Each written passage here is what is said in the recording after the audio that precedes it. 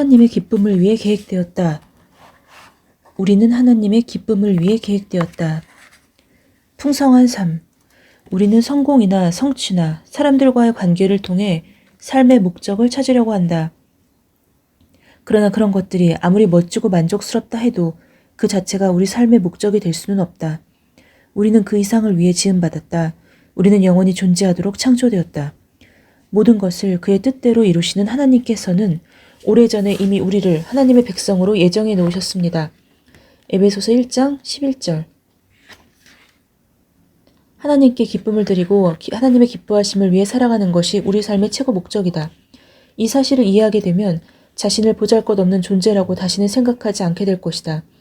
하나님께서 사랑하기 위해 만드시고 영원히 함께 있고 싶어 하실 만큼 소중히 여기시는 존재라면 그보다 더 중요한 존재가 또 어디 있겠는가. 여호와는 나를 위해 주의 목적을 이루실 것입니다.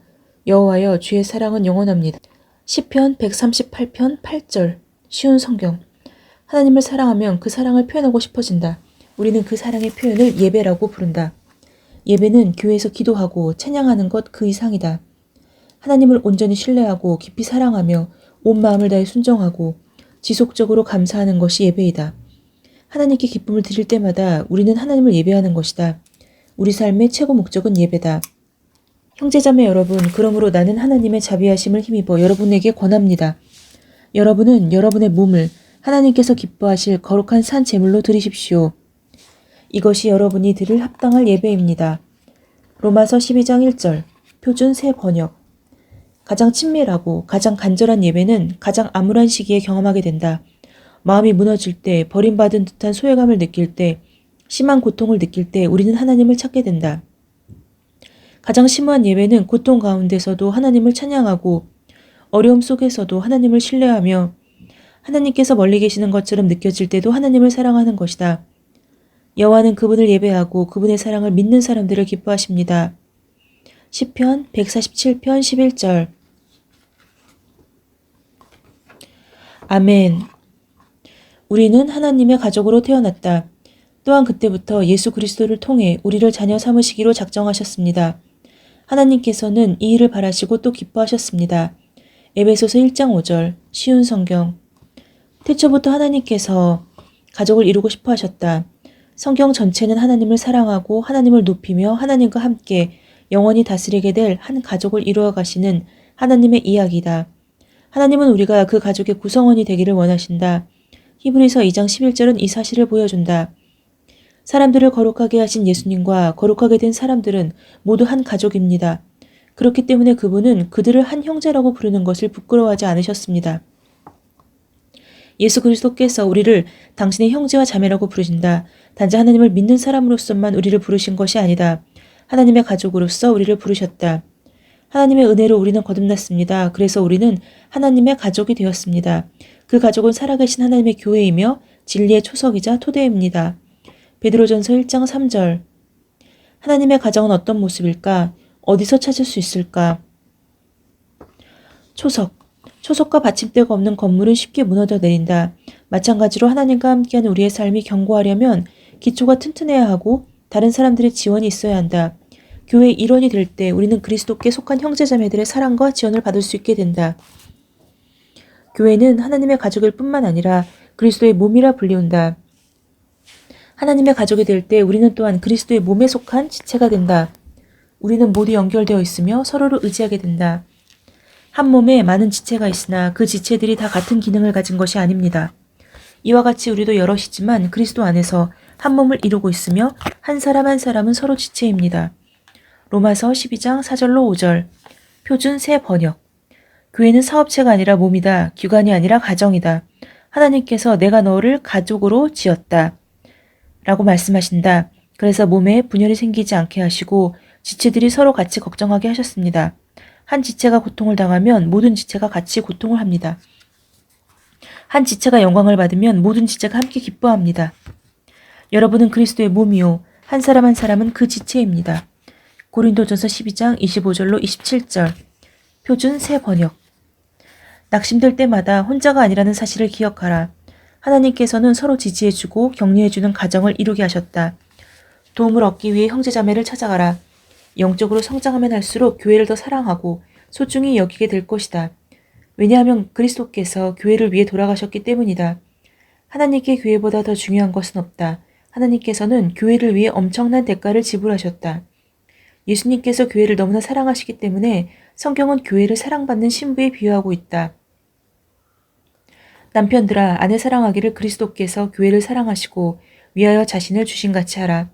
이는 곧 물로 씻어 말씀으로 깨끗하게 하사 거룩하게 하시고 자기 앞에 영광스러운 교회로 세우사 티나 주름 잡힌 것이나 이런 것들이 없이 거룩하고 흠이 없게 하려 하심이니라. 에베소서 5장 25절로 27절. 신랑이 신부를 기뻐함 같이 내 하나님이 너를 기뻐하시리라. 이사야 62장 5절. 하나님의 가족, 한 가족이 서로 사랑을 주고받는 것처럼 하나님이 가족이 된 우리도 서로 사랑하고 돌봐야 한다. 성경에는 하나님이 가족이 된 형제 자매를 어떻게 대해야 하는지 가르쳐주는 서로라는 단어가 58번이나 나온다. 서로 사랑하라. 사랑하는 자들아, 하나님이 이같이 우리를 사랑하셨은즉 우리도 서로 사랑하는 것이 마땅하도다. 요한일서 4장 11절. 서로 권하라. 어떤 사람들과 같이 모이는 일을 그만두지 말고 서로 격려하며 그날에 가까이 오는 것을 볼수록 더욱 힘써 모입시다. 히브리서 10장 25절. 표준 새번역. 서로 섬기라. 오직 사랑으로 서로 종노릇하라. 갈라디아서 5장 13절. 서로 기도하라. 너희 죄를 서로 고하며 병 낫기를 위하여 서로 기도하라. 야고보서 5장 16절. 서로를 이해하고 한 형제처럼 사랑하며 한 마음으로 서로 따뜻이 대하며 겸손하십시오. 베드로전서 3장 8절. 쉬운 성경. 하나님께서 빛 가운데 계시기에 우리 역시 빛 가운데서 살아야 합니다. 우리가 빛 가운데서 살게 되면 서로 교제하게 됩니다. 또한 하나님의 아들이신 예수 그리스도의 피가 우리의 모든 죄를 깨끗이 씻어주실 것입니다. 요한일서 1장 7절. 쉬운 성경. 하나님의 가족이 되어 서로 사랑하고 돌보는 것을 교제라고 말한다. 이 교제가 우리 삶의 두 번째 목적이다. 교제. 진정한 교제는 예수님께 헌신하는 것처럼 서로에게 헌신하는 것을 뜻한다. 요한일서 3장 16절은 이렇게 말하고 있다. 예수님께서 우리를 위해 그의 생명을 주심으로써 우리는 진실한 사랑이 어떤 것인가를 알게 되었습니다. 그러므로 우리도 우리 형제를 위하여 우리 생명을 내어줌이 마땅합니다. 쉬운 성경. 자신을 내어주고 다른 사람을 먼저 생각하는 것은 쉽지 않다. 그러나 하나님께서는 우리에게 그렇게 할 것을 요구하신다. 하나님께서 먼저 그렇게 하셨기 때문이다. 그분은 허물 있는 우리를 사랑하신다. 그리고 우리도 그렇게 하기를 원하신다. 예수님께서는 우리가 이상적인 사람들이 되기를 바라는 것이 아니라 진정으로 사랑하는 사람들이 되기를 원하신다. 완전한 사람은 아무도 없기 때문이다. 그리스도를 신뢰할 때 하나님께서 우리의 아버지가 되시고 우리는 그분의 자녀가 된다. 그리고 그리스도인들은 우리의 형제자매가 되고 교회는 우리의 영적 가정이 된다. 하나님의 가정에는 과거와 현재와 미래의 그리스도인들이 모두 다 포함된다. 이제 여러분은 더 이상 낯선 나그네나 손님이 아닙니다. 이제는 하나님의 거룩한 백성으로 하늘의 시민이요 가족입니다. 에베소서 2장 19절. 쉬운 성경. 하나님의 가족이 된다는 것은 가장 영광스러운 일이며 우리가 누릴 수 있는 최고의 특권이다. 그 어떤 것과도 비교할 수 없다. 중요하지 않은 사람인 것처럼 느껴질 때, 사랑받지 못한다고 느껴질 때, 불안할 때, 그럴 때마다 이 사실을 기억하라. 이와 같이 우리도 여럿이지만 그리스도 안에서 한 몸을 이루고 있으며 한 사람 한 사람은 서로 지체입니다. 로마서 12장 5절. 표준 새 번역. 이 모든 일을 하되 무엇보다도 서로를 사랑하는 것이 중요합니다. 사랑은 모두를 완전하게 묶어주는 띠입니다. 골로새서 3장 14절. 쉬운 성경. 하나님께서는 사랑이시기 때문에 우리가 이 세상에서 어떻게 사랑해야 하는지를 가장 중요하게 여기신다. 사랑할 때 우리는 하나님을 가장 많이 닮게 된다. 그러므로 하나님께서 우리에게 주신 모든 명령의 기초는 사랑이다. 하나님의 모든 율법은 네 이웃을 내 몸같이 사랑하라고 하신 이 명령으로 요약할 수 있다. 하나님께서는 우리가 모든 사람을 사랑하기 원하신다. 그 중에서도 특히 우리가 하나님의 한 가족이 된 사람들을 사랑하는 것에 더 많은 관심을 가지고 계시다. 기회가 닿는 대로 모든 사람에게 선한 일을 해야 합니다. 특히 믿음의 가정에 그렇게 해야 합니다. 갈라디아서 6장 10절. 쉬운 성경. 여러분은 서로 다른 사람의 짐을 들어주십시오. 그것이 그리스도의 법을 이루는 길입니다. 갈라디아서 6장 2절. 쉬운 성경. 아멘. 오늘 말씀 중에서 요즘에 제가 계속 마음에 간직하고 있는 하박국의 그 말씀이 또 떠올랐습니다. 가장 친밀하고 가장 간절한 예배는 가장 암울한 시기에 경험하게 된다는 것입니다. 우리가 마음이 무너질 때, 버림받은 듯한 소외감을 느낄 때, 또 심한 고통을 느낄 때 우리가 하나님을 찾게 되는데, 가장 심한 예배는 고통 가운데서도 하나님을 찬양하고 또 어려움 속에서도 하나님을 신뢰하고 하나님께서 멀리 계시는 것처럼 느껴질 때도 하나님을 사랑하는 것.